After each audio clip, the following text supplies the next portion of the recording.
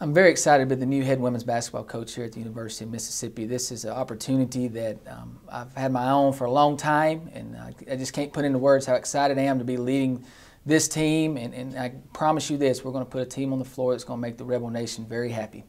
The Ole Miss women's basketball program is a very storied program in the Southeastern Conference, and we have to get it back to the days of the early 90s when Van Chancellor was winning SEC titles, and in the late 2000s, in 2008 when Carol Ross led us to a Elite Eight appearance. Them are the days that we have to get it back to, and that's where we're going with this program from this day forward.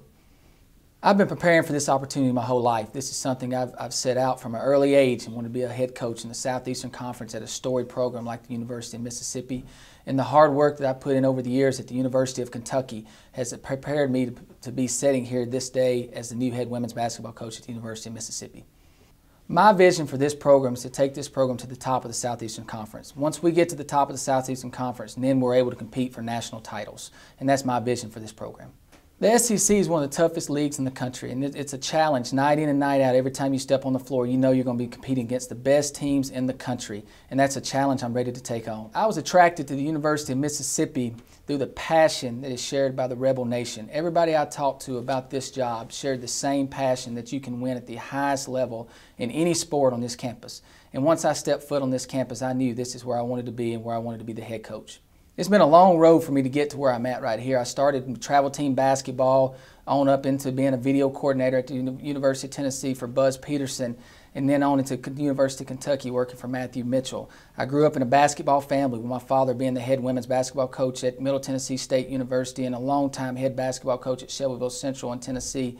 And so basketball was in my blood my whole life, and this is my passion that I have, is to be a head women's basketball coach at the highest level. And I couldn't be more excited about being the head women's basketball coach right here at the University of Mississippi.